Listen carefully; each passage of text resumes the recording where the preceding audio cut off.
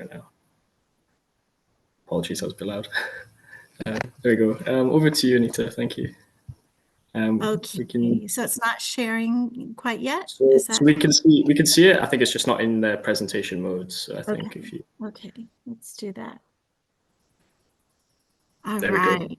Perfectly. Thank you. Yeah, fantastic. Okay, this is great news. Thank you so much. So, for our title screen, I wish to share that I'll be doing audio description, and that is for two reasons.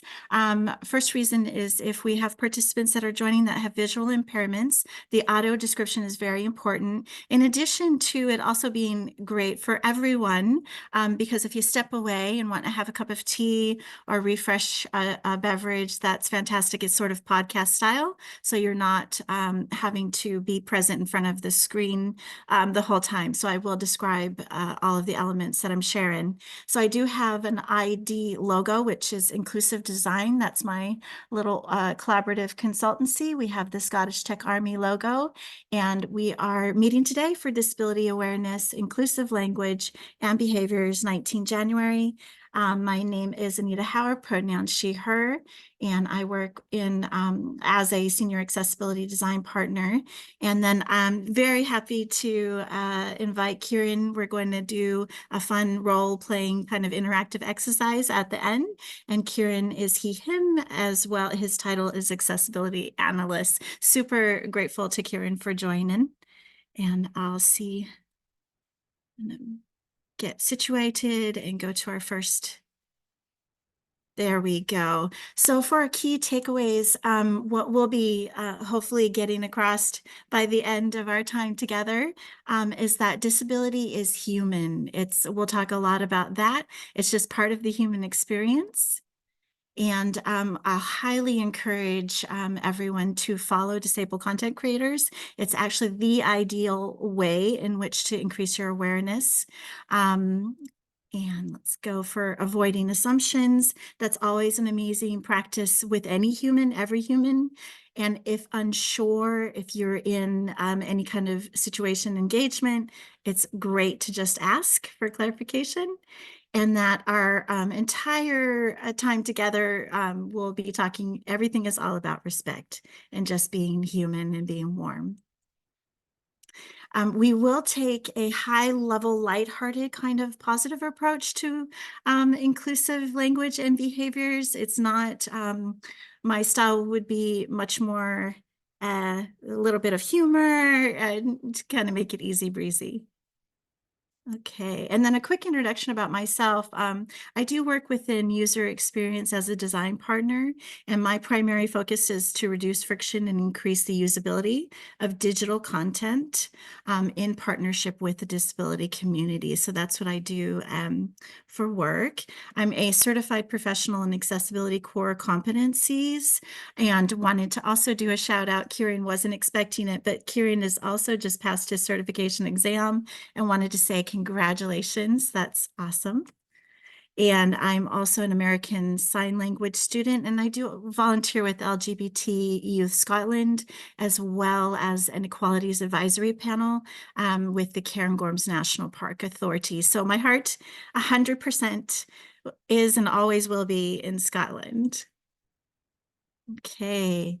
So on my screen, I've pulled up, this is a fantastic graphic that's been provided by the Microsoft Inclusive Design Toolkit. It's a chart that has 3 different rows. It has permanent, temporary, and situational.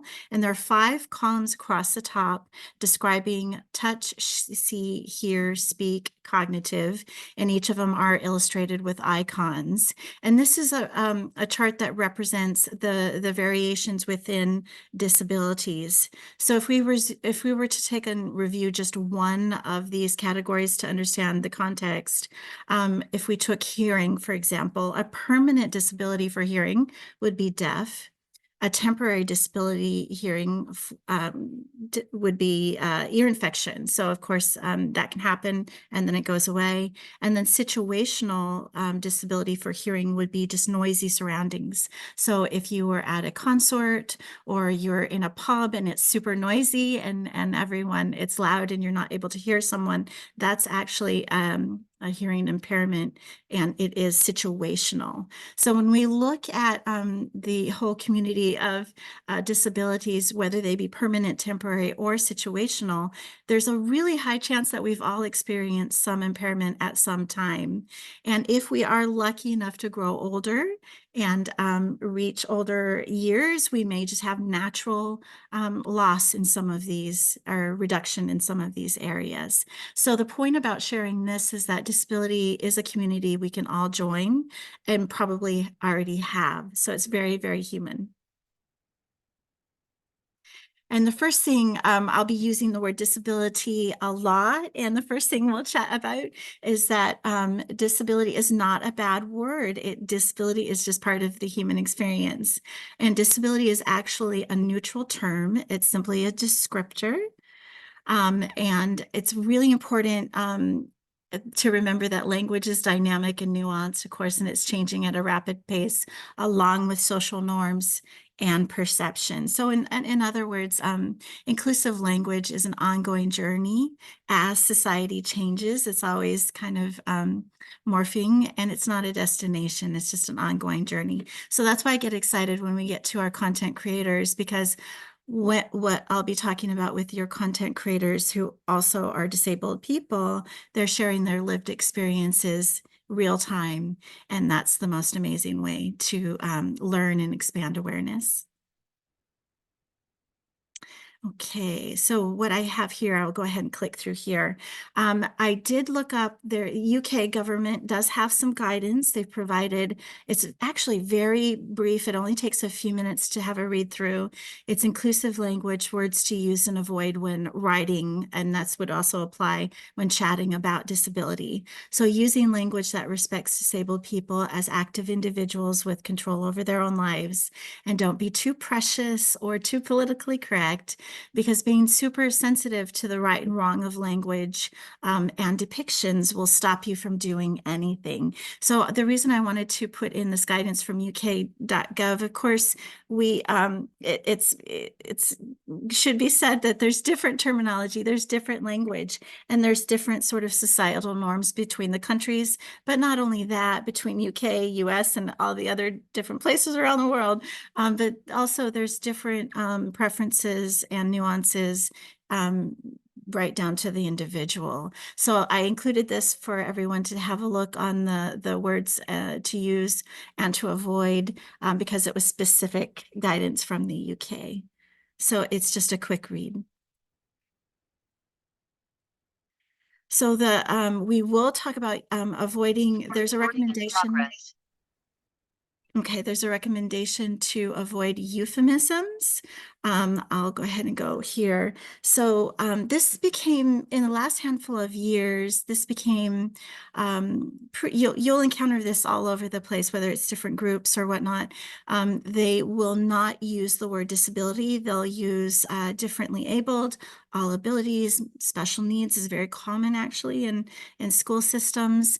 The reason why it's recommended to avoid euphemisms is because it can be perceived as patronizing. It implies that disabled people need special treatment, and it does contribute to harmful stereotypes about disability.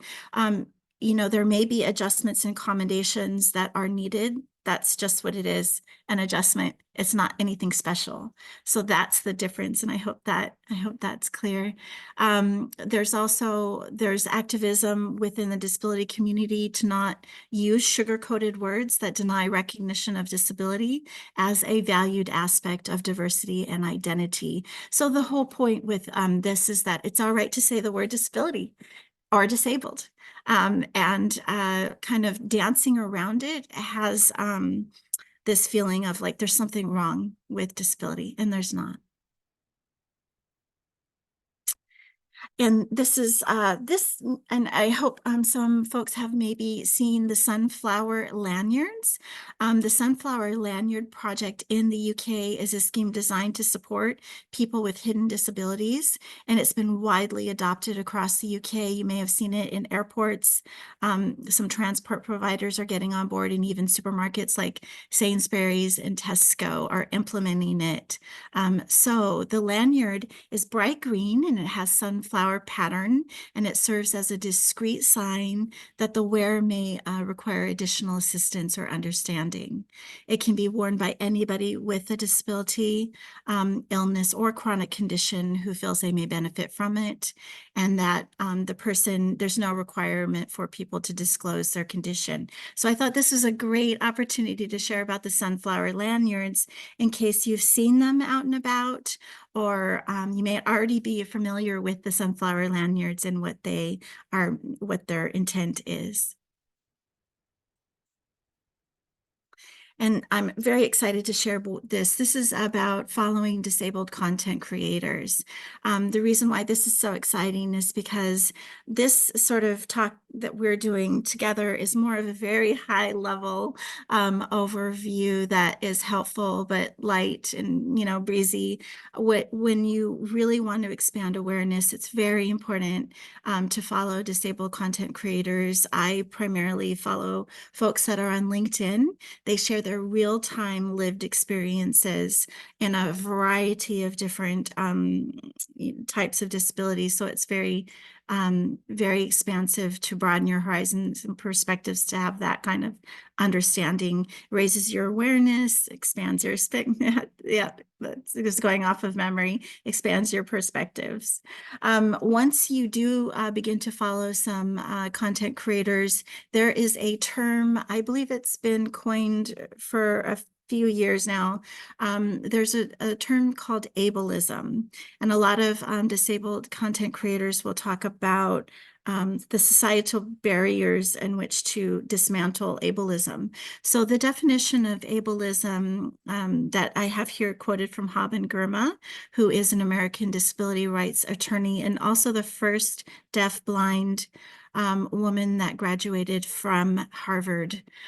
So ableism is the widespread assumption that disabled people are inferior to non-disabled people. So if you hear that term ableism, that's just talking about that perception that somehow disabled people are less than or have a lesser quality of life, which is also not true. So I wanted to bring that up because that might be a new term that hadn't been heard before.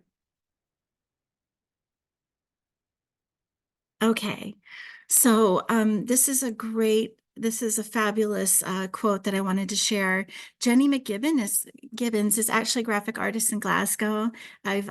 Personally, I've purchased some of her artwork and support her endeavors. She's a very talented graphic artist. And the quote is, "I am not an inspiration nor a tragedy. I'm simply myself." And we will talk about, this will be a bit of a repeated theme that we'll talk about this.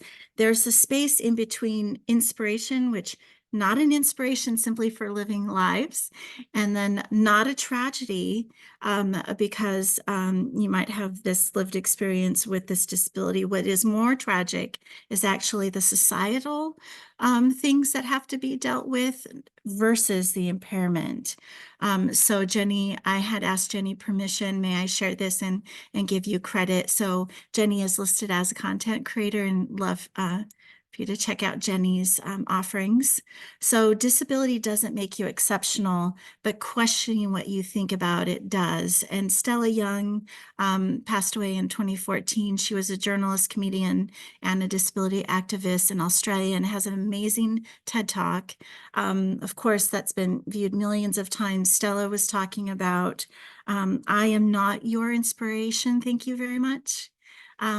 Because what she'll talk about is that folks will think it's a compliment to say, "You're such an inspiration," when actually they're saying, my perception and the bar has been set so low that simply because you're existing or you're out and about living your life, that's somehow inspirational in comparison to other things. And so we'll talk about that some more as well. So there's a sweet spot right in between, not an inspiration, but certainly not a tragedy. Those are just assumptions. And on the screen, I'd like you to meet Nina Tame. This is what Nina goes by on social media. Nina is one of my favorite content creators, and I'll describe the image on the screen. Nina is a fair-skinned woman with short, dark bobbed hair, wearing a long, amazing, brightly colored striped dress. And she is using a wheelchair that has a fabulous wheel cover with floral print. It looks like some amazing tulips. And on the image, there's some text that reads, "Wheelchairs are tools, not tragedies." So again, we'll be kind of revisiting that theme. This is simply a mobility device. And I do have the credit to Nina and encourage everyone to follow Nina's content. And we'll learn more about Nina here. So Nina has been a lot of things. Nina has been a counselor. She's been a DJ. She's been a florist. She's a mom of four. She loves 1980s kitsch memorabilia. She enjoys tattoos. There's a lot of things about Nina and also Nina happens to use a wheelchair for mobility and was born with spina bifida. So the quote here from Nina is, "My spina bifida doesn't just run through the bad times. I'm not living the joyful moments despite of my disability. Spina bifida isn't devastating, but the outdated terminology and attitudes towards it definitely are." So again, Nina is getting on with it. Nina is a divorcee and now has a new fiance. She shares a lot of content about being a mom and about just her experiences every day, just getting on with it and living life.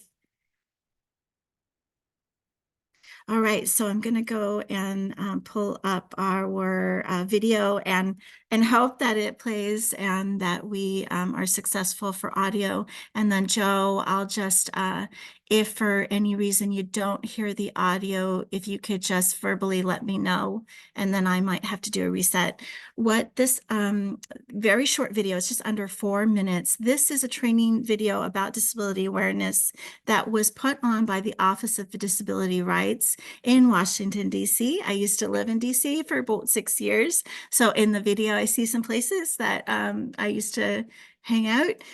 So the setting is an office building with a team of coworkers. There's a character named Bob that enters an elevator with 2 disabled people, and Bob acts awkward. Disabled people share their advice and guidance on how Bob can end the awkward. And it has a little bit of humor. It's lighthearted. And I did want to make a note here. We are talking about specifically about language. There's different language in the US in terms of how we address disabled communities. So you might notice that there's different terminology in UK than in US, and it varies all over the world. So I just wanted to call that out in case it was noticed. I'm going to advance, and then now I'm going to push play and hope it works.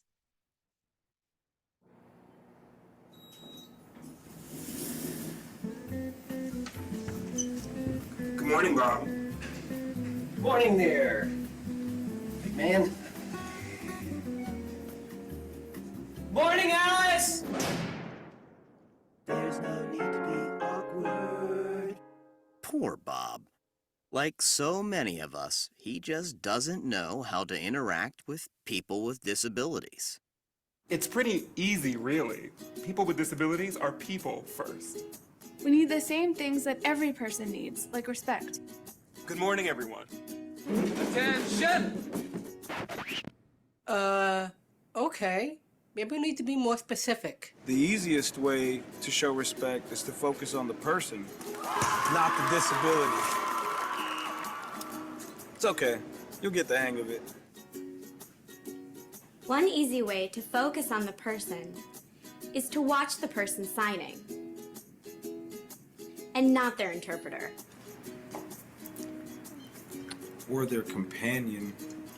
It's really cool that you'd like to help, but do us both a favor and please ask me first. What you think might be helping? I got you. Wait, ah! Oh no, might actually not. If you'd like to offer me help, Let me hold on to your elbow. Don't take mine. Hey, would you like to take my arm? Sure. Assistive devices help us to live our lives. They're really important and really personal.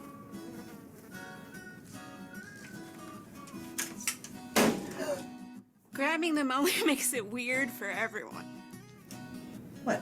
Please only touch our devices and service animals if we've given you permission.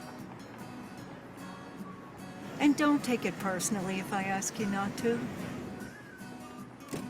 Remember that my service animal helps me all the time. Neither of us would like it if we were separated. Remember, we make our own decisions. We sign documents, vote, volunteer, work, and pay taxes. We get married. So don't address me just because I have a great smile. Just because I'm blind. May I help you? Does not mean I'm deaf. No, I think he said he was gonna come. Just because I'm deaf doesn't mean I'm blind. And just because I use a wheelchair doesn't mean that I can't sweep you off your feet. So take a deep breath. Relax. We don't bite. Unless we're really hungry. Hello there, ladies. How are you? Hello. And if you're not sure what to do, just ask. Hi. Would you still like to see a menu? No thanks, but can you please read it to me? Sure, definitely. Just treat us the way you would want to be treated, and we'll all be okay.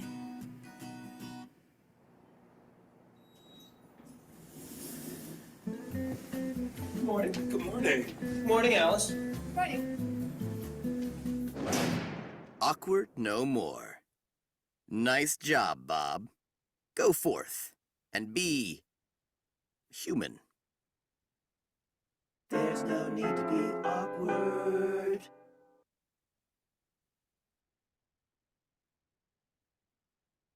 Okay, I'm just gonna check in. Joe, was everybody able to hear? Was everybody able to hear that? I think so, yeah. I think the audio was good. Great video. Fabulous. Okay, thank you so much.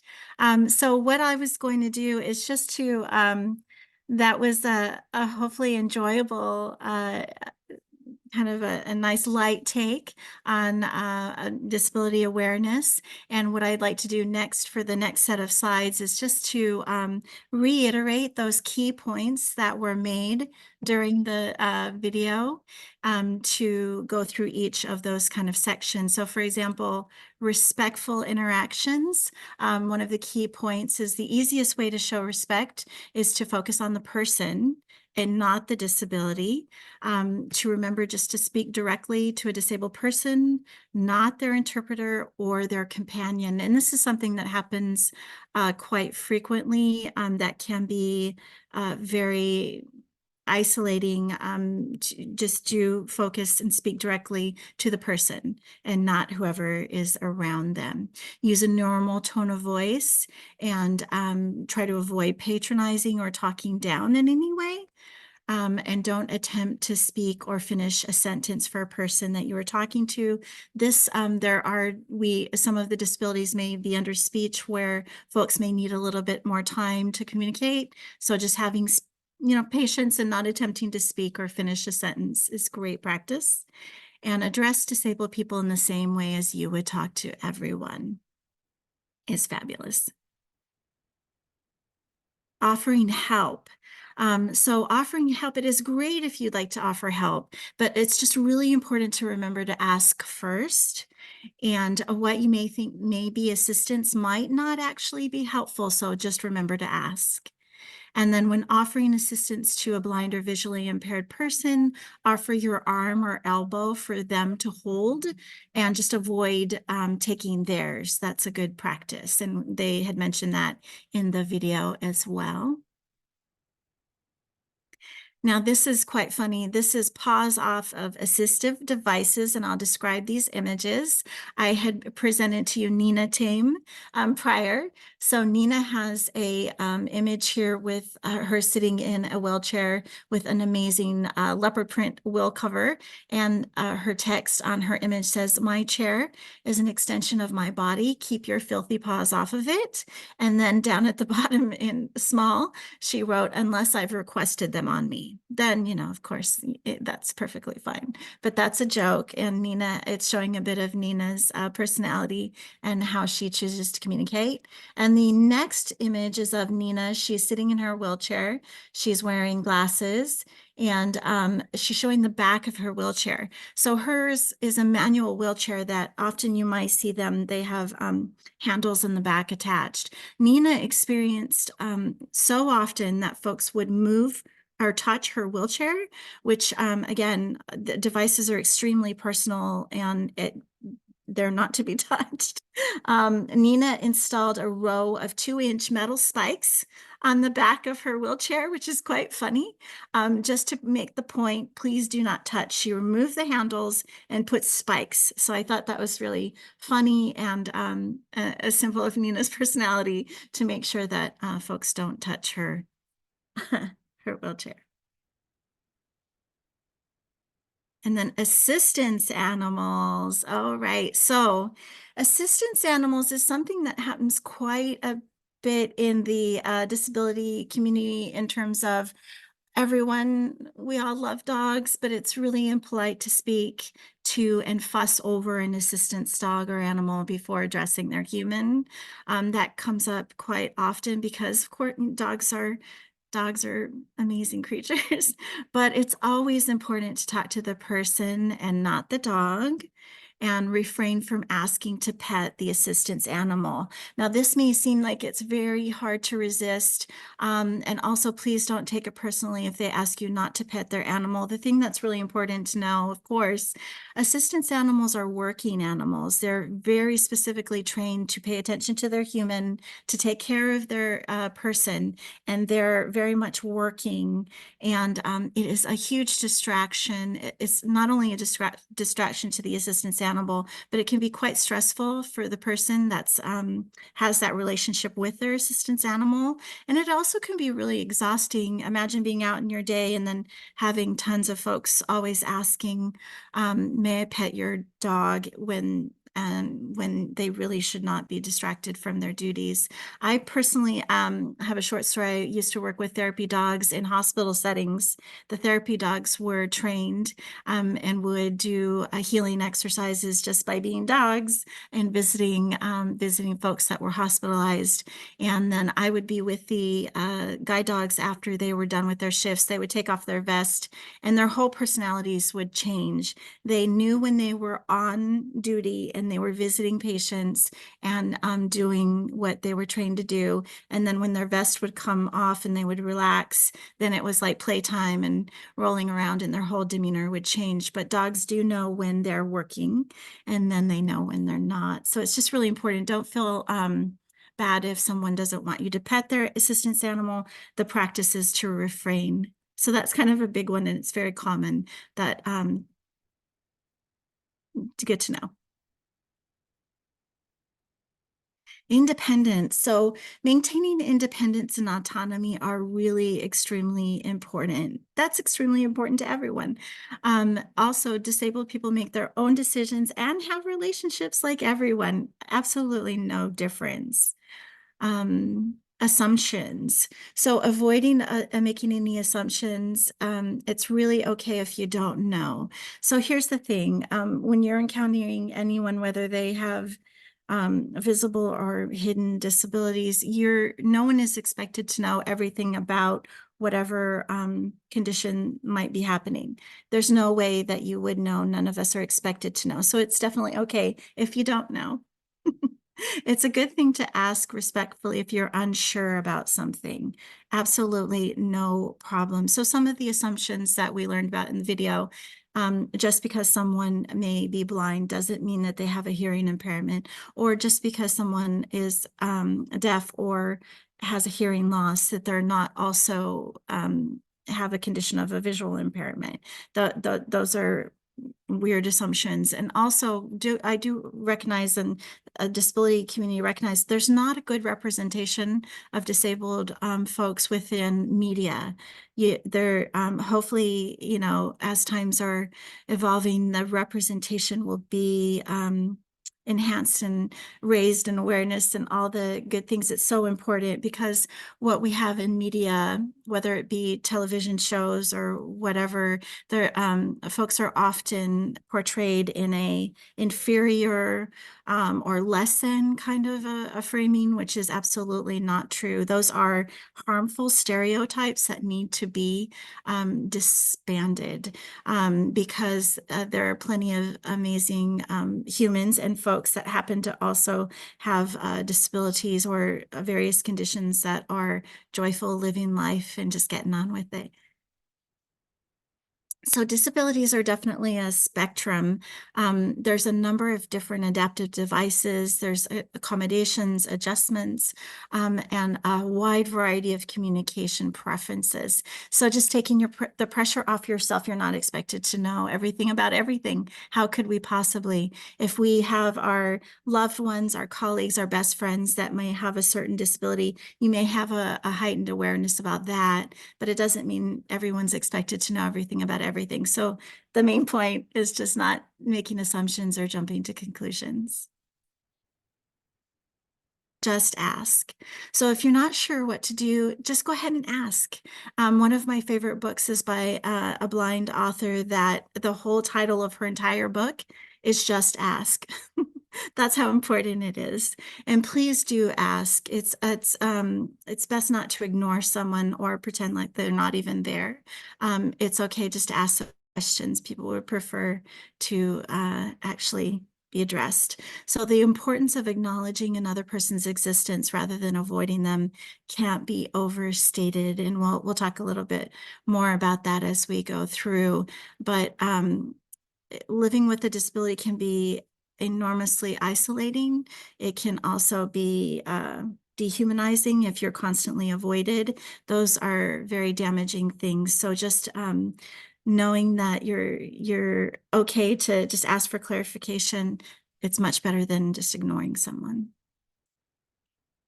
All right, so Joe, I have the slide for our 5-minute break, and then after our quick break, we would come back, and Kieran and I will do our next steps. Brilliant. Thank you so much, Anita. I'll stop the recording now as well. That's okay, everyone.